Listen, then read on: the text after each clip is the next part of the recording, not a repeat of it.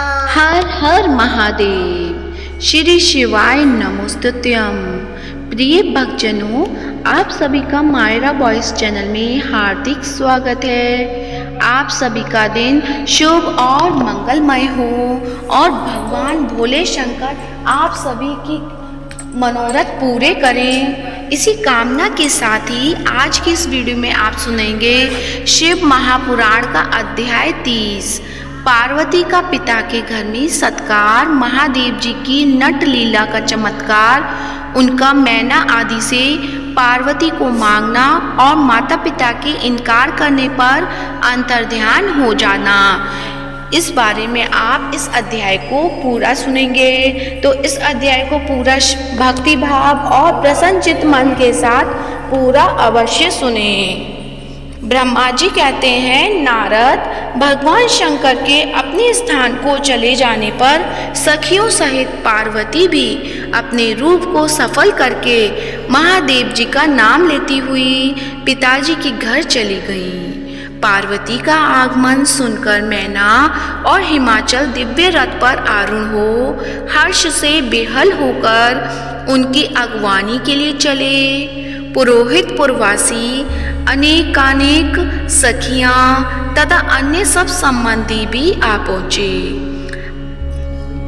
पार्वती के सारे भाई मैना आदि बड़े हर्ष के साथ जय जयकार करते हुए उन्हें घर ले जाने के लिए गए। इसी बीच में पार्वती अपने नगर के निकट आ गई। नगर में प्रवेश करते समय शिवा देवी ने माता पिता को देखा, जो अत्यंत प्रसन्न और हर्ष से बेहल चित होकर दौड़े चले आ रहे थे। उन्हें देखकर हर्ष से भरी हुई काली ने सखियों सहित प्रणाम किया। माता पिता ने पूर्ण रूप से आशीर्वाद दे पुत्री को छाती से लगा लिया और ओ मेरी बच्ची ऐसा कहकर प्रेम से बेहल हो रोने लगे।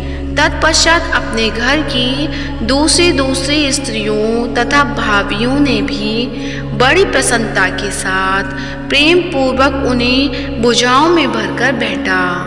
देवी, तुमने अपने कुल का उद्धार करने वाले उत्तम कार्य को अच्छी तरह सिद्ध किया है। तुम्हारे सदाचरण से हम सब लोग पवित्र हो गए। ऐसा कहकर सब लोग हर्ष के साथ पार्वती की भूरी भूरी प्रशंसा करते हुए उन्हें प्रणाम करने लगे। लोगों ने चंदन और सुंदर फूलों से शिवा देवी का सानंद पूजन किया।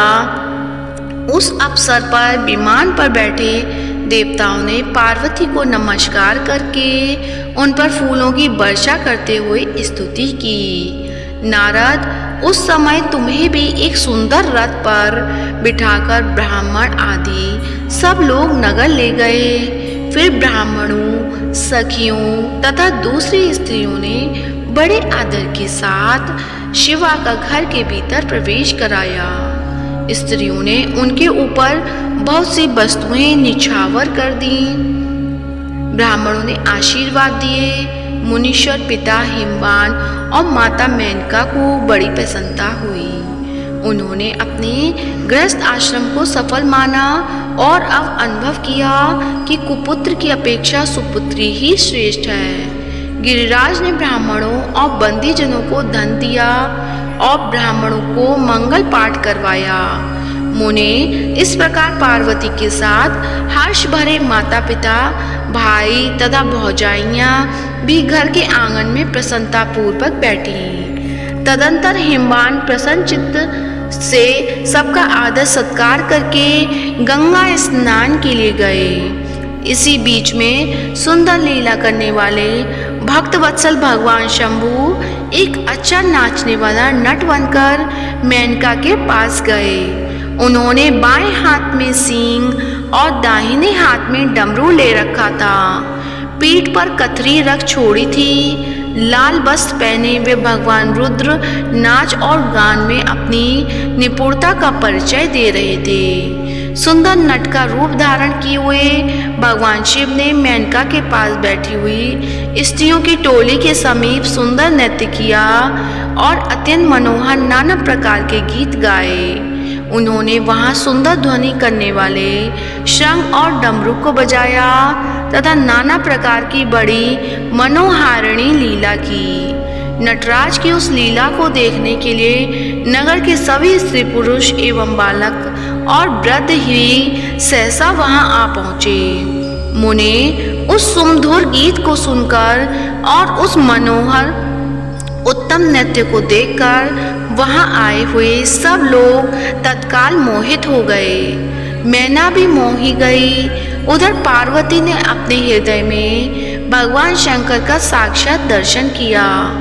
वे त्रिशूल आदि चिन्ह धारण किए अत्यंत सुंदर दिखाई देते थे। उनका सारा अंग विभूषित से विभूषित था। वे हड्डियों की माला से अलंकृत थे। उनका मुख सूर्य, चंद्र एवं अग्नि रूप तीनों नेत्रों से उद्भासित था। उन्होंने नाग का यज्ञोपवीत धारण किया था। उनके उस सरमज्ञ स्वरूप को देखकर दुर्गा प्रेमावेश से मूर्छित हो गईं। गौर वर्ण विभूषित दीनबंधु दया सिंधु और सबदा मनोहर महेश्वर पार्वती से कह रहे थे कि वर मांगो। अपने हृदय में विराजमान महादेव जी को इस रूप में देखकर पार्वती देवी ने उन्हें प्रणाम किया और मन ही मन यह वर मांगा कि आप मेरे पति हो जाइए। प्रीति युक्त हृदय से शिवा को वैसा कल्याणकारी वर दे वे पुनः अंतर्ध्यान हो गए और वहां पूर्ववत भिक्षा मांगने वाला नट बनकर उत्तम नृत्य करने लगे। उस समय मैना सोने की थाली में रखे हुए बहुत से सुंदर रत्न ले उन्हें प्रसन्नता पूर्वक देने के लिए गईं। उनका वह ऐश्वर्य देखकर भगवान शंकर मन ही मन बड़े प्रसन्न हुए, परंतु उन्होंने उन रत्नों को स्वीकार नहीं किया। वे भिक्षा में उनकी पुत्री शिवा को ही मांगने लगे और पुनः कौतुक वश सुंदर नृत्य एवं गान करने को उद्धत हुए। मैना उस भिक्षु नट की बात सुनकर अत्यंत कुपित हो उठी और उसे डांटने फटकारने लगी। उनके मन में से उसे बाहर निकाल देने की इच्छा हुई। इसी बीच में गिरिराज हिमवान गंगा जी से नहाकर लौट आए। उन्होंने अपने सामने उस नराकार भिक्षु को आंगन में खड़ा देखा। मैना के मुख से सारी बातें सुनकर उनको भी बड़ा क्रोध हुआ। उन्होंने अपने सेवकों को आज्ञा दी कि इस नट को बाहर निकाल दो। मुनि श्रेष्ठ, वे नटराज विशालकाय अग्नि की भांति अपने उत्तम तेज से प्रज्वलित हो रहे थे। उन्हें छूना भी कठिन था, इसलिए कोई भी उन्हें बाहर नहीं निकाल सका। तात फिर तो नाना प्रकार की लीलाओं में विशारद उन भिक्षु शिरोमणि ने शैलराज को अपना अनंत प्रभाव दिखाना आरंभ किया। हिमवान ने देखा भिक्षु ने वहां तत्काल ही भगवान विष्णु का रूप धारण कर लिया है। उनके मस्तक पर किरीट, कानों में कुंडल और शरीर पर पीत वस्त्र शोभा पाते हैं। उनकी 4 भुजाएं हैं। हिमवान ने पूजा के समय गदाधारी श्री हरि को जो पुष्प आदि चढ़ाए थे वे सब उन्होंने भिक्षु के शरीर और मस्तक पर देखे। तत्पश्चात गिरिराज ने उन भिक्षु शिरोमणि को जगत सृष्टा चतुर्भुज ब्रह्मा के रूप में देखा।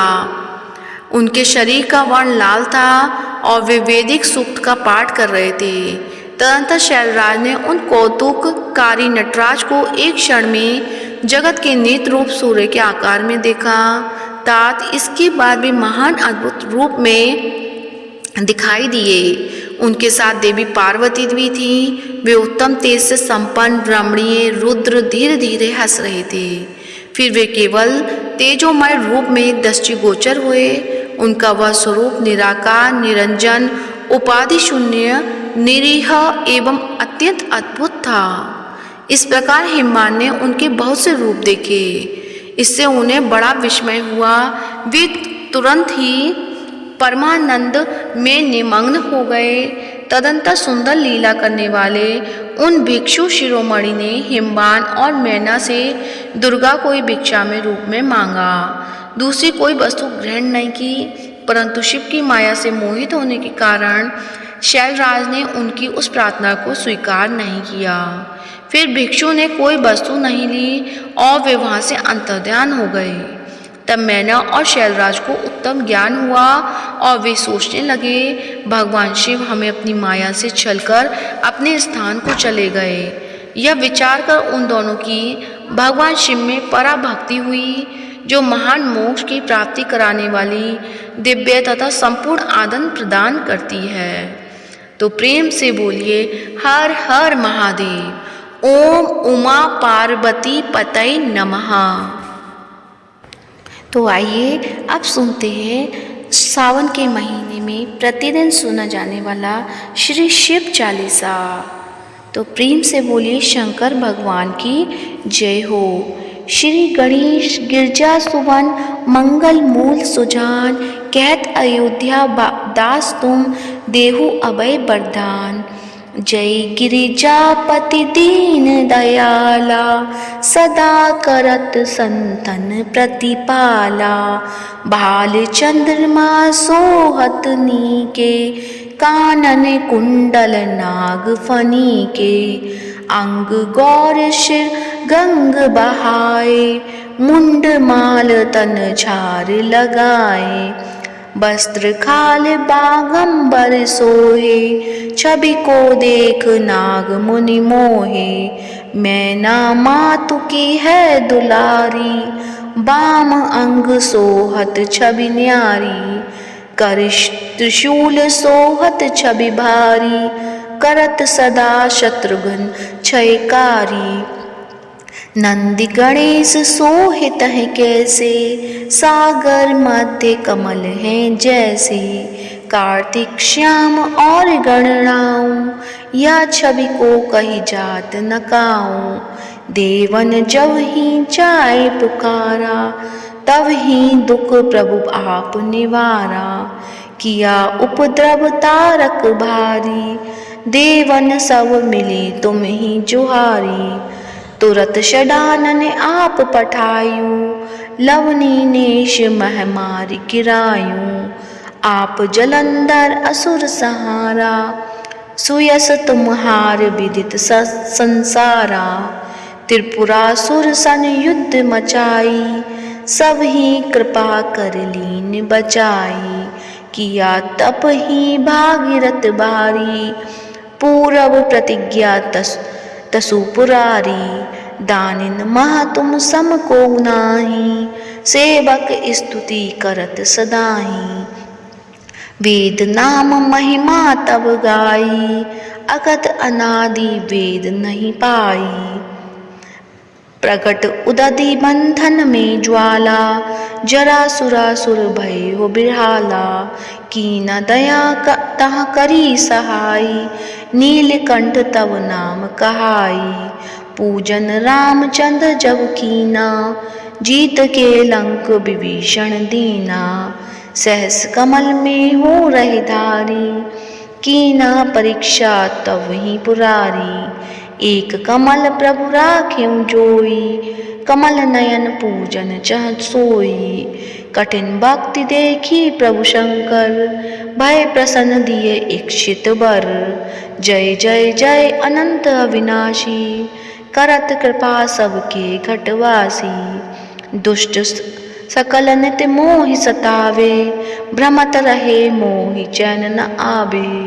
त्राहि त्राहि मैं नाथ पुकारो, यही अवसर मोहि आन उबारो। ले त्रिशूल शत्रुघ्न को मारो, संकट से मोहि आन उपारो। मातु पिता भ्राता सब कोई, संकट में पूछत नहीं कोई। स्वामी एक है आस तुम्हारी, आए हरू अब संकट वारी। धन निर्धन को देत सदाही, जो कोई जांचे वो फल पाई। स्तुति के ही विधि करो तुम्हारी, चमुनाथ अब चूक हमारी। संकट के नाशक, मंगल कारण विघ्न विनाशक। योगी यति मुनि ध्यान लगावे, नारद शारद शीश नवावे। नमो नमो जय नमो शिवाय, सुर ब्रह्मादिक पार पाए। जो यह पाठ करे मन लाई, ता पर होते है शंभु सहाई। ऋणिया जो कोई हो अधिकारी, पाठ करे सो पावनहारी। पुत्रहीन कर इच्छा कोई, निश्चय शिव प्रसाद तेहि होई। पंडित त्रयोदशी को लावे, ध्यान पूर्वक होम करावे। त्रयोदशी व्रत करे हमेशा, तन नहीं ताके रहे कलेशा।